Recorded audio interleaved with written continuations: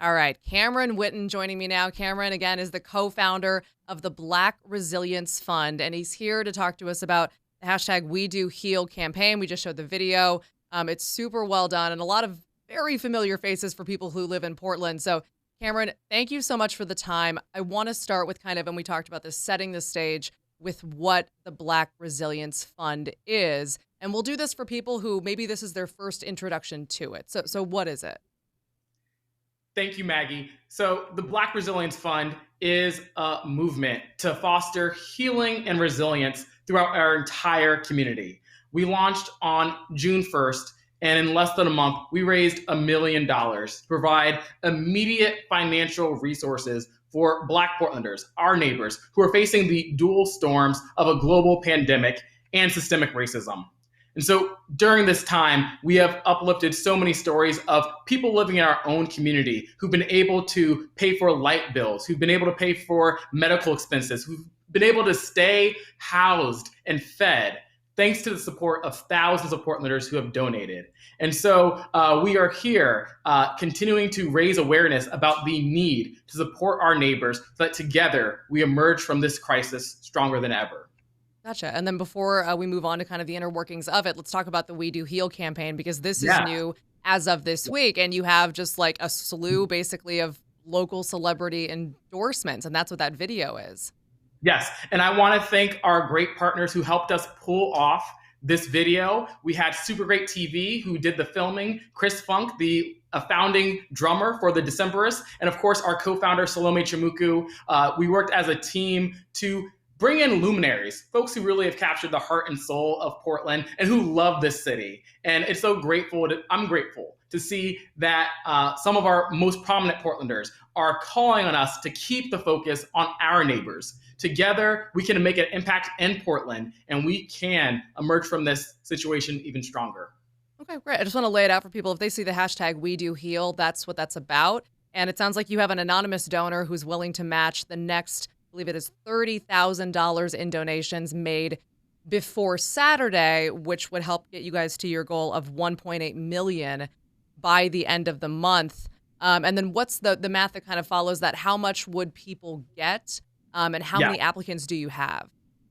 Yeah, so the Black Resilience Fund knows that we are in a time of real challenges, and we want to provide real tangible support to as many Black Portlanders as possible. And so we created a formula saying, if we can give $300 to every Black Portlander who applies, that is substantial funding that will help people pay for critical bills and help give them hope to keep going. Many of the folks that we are supporting are folks who've been waiting for months now, still, for their first unemployment check. And so it is beautiful to see that a grassroots, community-based movement can raise dollars and provide folks support as they continue to work through this pandemic. And so go to our website. We've had over 10,200 people who've applied for funding so far. We've released impact reports for both June and July. As of today, we've already given out resources to 3,000 community members. We work with a team of 300 volunteers that are going through spreadsheets, going through data, responding via email and phone, setting up interviews for our applicants so that they can get screened, so they can get approved for funding, and that we can get these dollars to work. And so we are asking for folks to help us address this unmet need. The dollars that we currently have is enough resources to support 4,000 of our Black Portlanders. We are going to continue to fundraise because we know that together we can provide the resources to take care of our neighbors. Gotcha. And you just brought it up, and we chatted about this beforehand. Yeah. For people who, unfortunately, they feel like they have precedent for hearing about entirely well-intentioned fundraising movements, grassroots movements, where in the end, for any myriad of reasons, the money didn't go where it was intended to go or where they thought it was going to go. And they hear this, and just because of those precedents that's the only tie to you guys, but there it is. They are worried about that. They're worried about the transparency or the accountability. And can I be sure my donation will go where I think it will? What would you tell them? And you just touched on the process, but how could you alleviate those fears? From day one, my background is as a nonprofit executive. I've been director of large nonprofits such as the Q Center, which had $1 million budget, And so, we knew that transparency was key. And so from day one, even before we knew we were going to raise $1 million, we went onto our GoFundMe and posted daily updates showing people exactly where the money was going in real time. And as the fund has continued to grow over the last 2 months, we've actually established a working relationship with a nonprofit, Brown Hope, so that if you go to the blackresiliencefund.com website, every donation you make through the Black Resilience Fund is made through a 501c3 nonprofit. We have a bookkeeper. We submit reports to the IRS. And so we have built in transparency and accountability methods so that we can address any questions people have about how do we leverage these dollars to support our neighbors. Gotcha. What kinds of things are $300 going toward?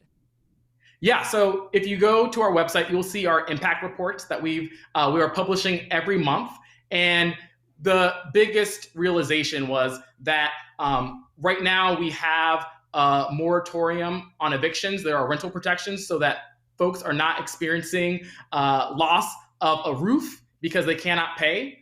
And many people realize that that's one bill that they can hold off on, but you can't hold off on eating. And so you look at the number one expense that we have right now, and it's people who need funding for groceries. And we already deliver 300 food boxes a week, and that's still not enough to help all the people who have immediate food needs. And so that's where most of the dollars are going. They're going to food, but they go to utilities, they go to medical expenses, they go to paying off credit cards and more. There's a lot of need in our community, and we're trying to help raise the resources that we know that are in Portland so that our neighbors can live easier.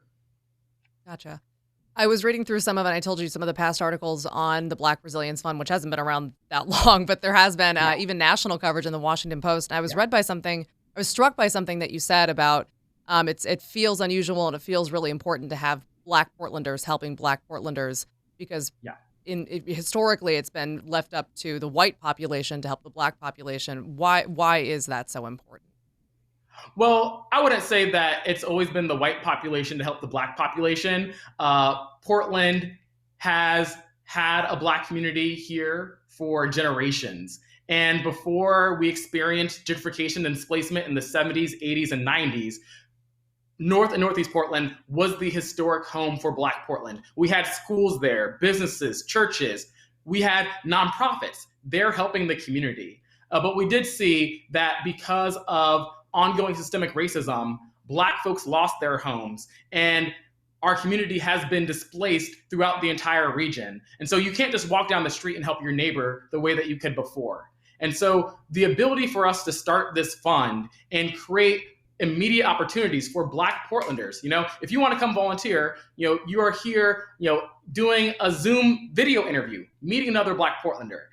When you are picking up checks, you're going out to your neighbors and you're handing them checks. And so despite the fact that we're in the middle of a pandemic with so much isolation, despite the fact that we have generations of gentrification that's happened that has displaced and separated us, the Black Resilience Fund has created an opportunity for Black Portlanders to connect to other Black Portlanders and build community. That really is a powerful thing that we should have been doing all along. All right, a couple more questions for you, I promise. You brought up the fact that some people are still waiting on their unemployment checks. And I think that's really interesting because sort of like cutting through the bureaucracy has been a selling point of this fund. Exactly. Yeah, and just your thoughts on like why that strikes so many people as so refreshing and something that they want to get behind.